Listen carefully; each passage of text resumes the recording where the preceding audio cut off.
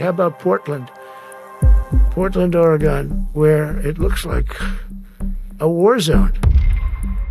The president, once again, describing the Rose City as a war zone, as Oregon's attorney general wades into the political fray. So what you have is a president that's basing his factual assertions off of social media gossip. So he's just flat out wrong and is unwilling to listen. This comes as we're learning more from the Oregon National Guard about what their deployment could look like and what it will cost taxpayers. We understand that we'll be doing some federal facility protection, some federal employee protection activities. It's our big story tonight. And we begin with a live look at the federal ICE building. That's what the scene looks like right now. Our photographer John Goodwin, who is behind the camera, tells us things are relatively peaceful. We can see there's just over a dozen people there. One person, he says, has been talking into a microphone with a loudspeaker. You know, these protests have been going on for months. Over the weekend, President Trump decided to send the National Guard to Portland to protect federal buildings and personnel that he says are, quote, under attack. We are learning tonight troops are expected to arrive tomorrow and get a few days of training before they show up around federal property. This move by the president has been met with pushback from Oregon leaders who filed a federal lawsuit against the Trump administration, alleging his move to send in the National Guard is unlawful.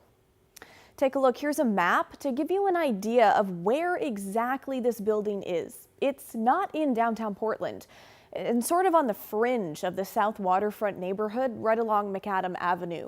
It's just about a block north of the Tesla dealership along McAdam that has seen its fair share of demonstrations over the past year. But these ICE protests are happening on one block. There's no doubt the protests at the ICE building have caused unrest in the surrounding area. A school relocated, and there have been noise complaints. But while so much of this story focuses on the politics of this situation on the state and national level, we wanted to hear from those on the ground. So I went down there this morning to check it out. Tuesday morning outside the federal ICE building in South Portland. Well, obviously this isn't a war zone. It's far from it. It's a peaceful protest. I see maybe 10, 15 people here. They all look pretty normal to me. Different from how President Trump has recently described the area. Take a look at Portland sometime. These are wild, these are crazy people. And they're trying to burn down buildings, including federal buildings. Per Trump's orders, the National Guard mobilizing for a Portland deployment. 200 troops arriving as early as Wednesday for training before they start a 60-day mission to protect federal property and support federal law enforcement officers. We do not want them. They were not asked for. Portland City Councilor Jamie Dunphy met with protesters Tuesday. Trump is wrong and that there is no violence. The city is not on fire, but that we are showing up and making our voices heard. Yeah, I just did a Costco run, so. Tim drops off water and food to those staged outside the federal building. I just feel like we all are dependent on each other and I want to help out, and sometimes I feel like sometimes I don't know how to help out, so the least I could do is provide sustenance and stuff and resources for people who are on the front lines. I'm feeling very sad that so many people in the rest of the country are seeing or hearing that this is a war zone when it's actually just a very nice place to live. I also talked with a man who says he sleeps on a cot right on this sidewalk and that he's been protesting here for 5 weeks. Day and night, 24/7 on ground. I'm doing this because this whole immigration laws that are being implemented, it is absolutely ridiculous. It's inhumane. It's wrong. And I want to be able to say that I did something. During his 5 weeks of protest, I personally have been maced 6 times, pepperballed quite a few. There are agitators that come down that are not on our side. He's watched 5 of his friends get arrested. They usually release the protesters or the activists within 2 to 3 hours. Do they just come right back here? Yes. Since June, more than 24 people have been arrested in connection with the protests, including 2 people Sunday night on assault charges. It hasn't impacted me. I live about two blocks away. Sometimes when I drive by and I see people in all black with the masks and stuff, it's cause to lock your doors. Despite the escalation, which mainly happens at night, many don't believe Portland needs the National Guard. I think our police department can take care of it. There's absolutely no reason for an escalation of force. This week, the governor, along with other local leaders, sued the Trump administration to block the deployment. The lawsuit argues Trump's actions violates multiple federal and constitutional protections. Well, I'm glad that the governor's taking action. But will the lawsuit stop the president's plans? No. Councillor Dunphy says it's up to Portlanders to speak out. Stay peaceful, keep showing up, take care of each other, be clear on why we're here, and keep each other safe. Now, when the National Guard arrives, it will be the second time they've been ordered to Portland. The first time was back in 2020, when they were called into service by then-Governor Kate Brown to help with protests downtown. It's worth noting that this time around, the Guard is under federal control, not the governor's. And that's part of the state's lawsuit trying to stop the deployment, arguing the president does not have the legal authority to send troops here under current conditions. A federal judge is expected to make an initial decision on that suit Friday morning, potentially right as troops finish training and head to federal buildings. Meanwhile, President Trump told the U.S. military's top brass this morning he wants to use American cities as training grounds for the military and National Guard. Here he is speaking to a gathering of top generals and admirals in Virginia. San Francisco, Chicago, New York, Los Angeles, they're very unsafe places, and we're going to straighten them out one by one. And this is going to be a major part for some of the people in this room. That's a war, too. It's a war from within. I told Pete we should use some of these dangerous cities as training grounds for our military. He also mentioned Portland, saying that Governor Tina Kotek had not convinced him the National Guard wasn't needed here. How about Portland? Portland, Oregon, where it looks like a war zone. And I get a call from the liberal governor.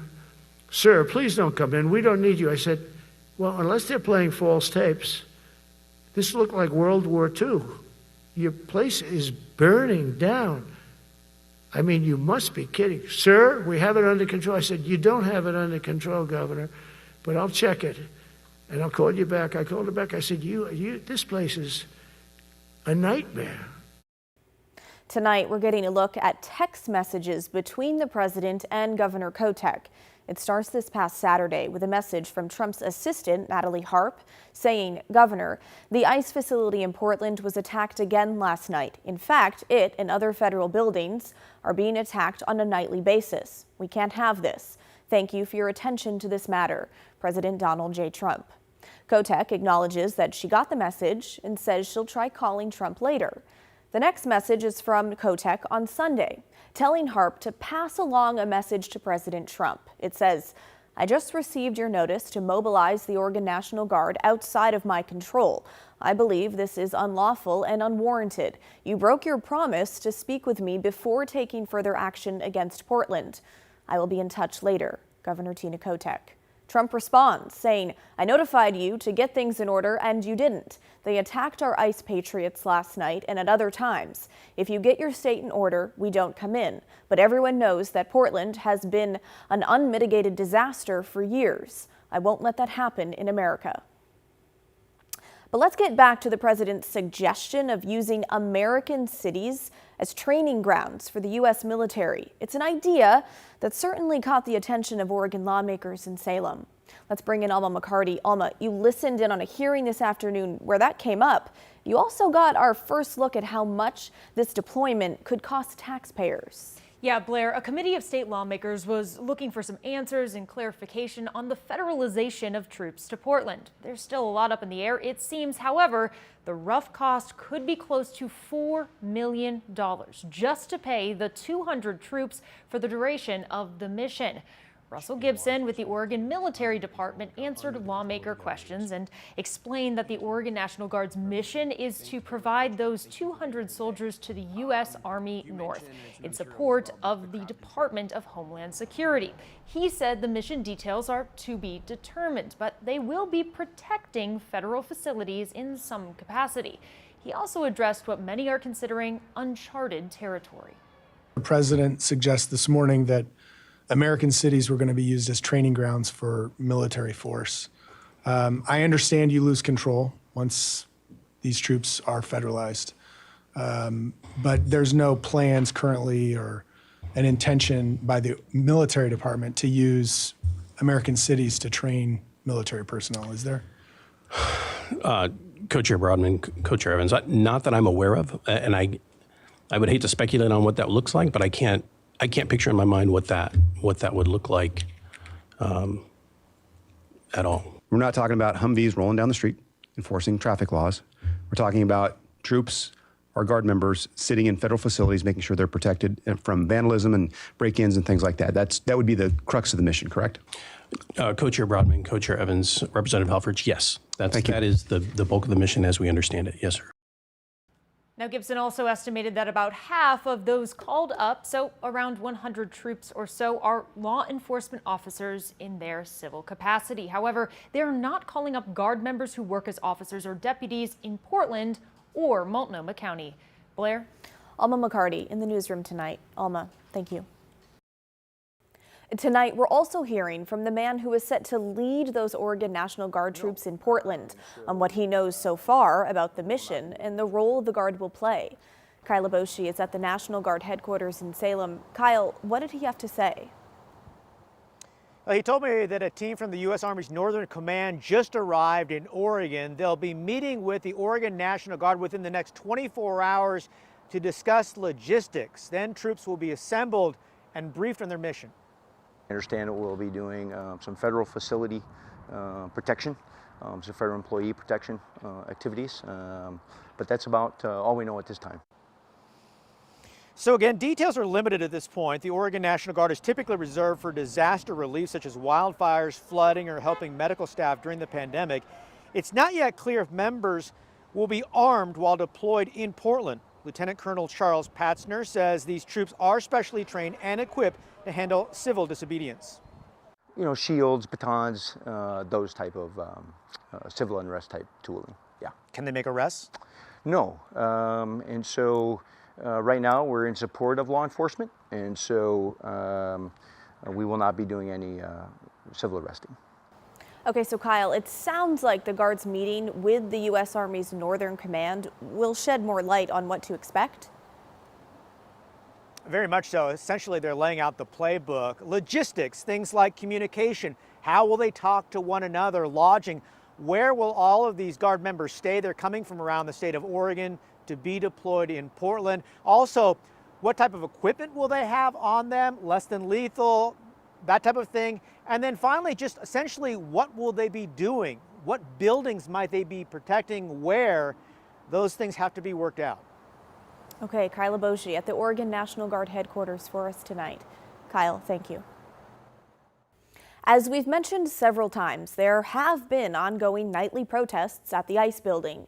Since June, small groups of demonstrators have camped in front of the building, leading to occasional clashes with federal agents. But the number of arrests and criminal charges at the site are far from the war zone described by the president. Evan Watson is outside the ICE building. Evan, you've been tracking the number of arrests and what's happening with those cases, so what can you tell us?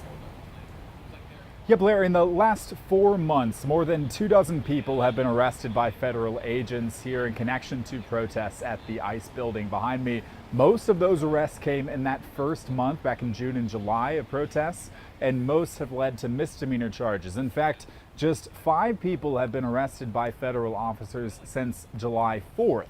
A sign that the tension here has really cooled off and died down in recent months, at least until this recent announcement regarding the National Guard. Now, 4 of those cases have been resolved so far. Some of the protesters charged with failure to obey a lawful order. 3 of them pleaded guilty and received 6 months of probation and fines. Other cases are more serious, with defendants facing felony charges for assaulting federal officers and court documents that show some security photos of those alleged attacks. We'll see some jury trials later this year. So that data seems to support the idea for many Portlanders that this federal response is out of touch with reality. Yeah, at least it doesn't support the idea that Portland is this war-ravaged city that we've heard about from President Trump.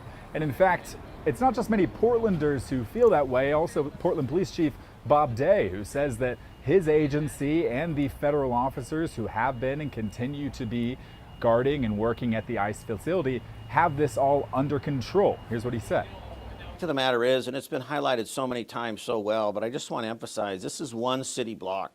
City of Portland is about 145 square miles. This is one city block. And even the events that are happening down there do not rise to the level of attention that they are receiving. We are seeing this true for our society in whole. I'm not going to try and editorialize too much, but these, 30-second, 20-second, 15-second clips that are brought in from months ago or maybe even years ago. We've seen Portland portrayed through the events of the lens of 20 and 21. And what's actually happening in the response that we're seeing both from Portlanders and from the Portland Police Bureau is not in line with that national narrative. And it is frustrating, but we're going to continue to stay the course. Okay, Evan Watson in South Portland tonight. Evan, thank you. Well, ever since Saturday night, plenty of you have sent us videos of at least one helicopter that circles above the ICE office in South Portland and has done so every night since. Now, we've tried to get in touch with who is in charge of the aircraft with little luck. So who does it belong to? Well, the FBI sent us a press release late Monday that appeared to indirectly answer that question. Turns out, yesterday morning, federal officers searched a home. They had connected to someone who allegedly aimed a laser pointer at a Customs and Border Protection helicopter on Saturday night.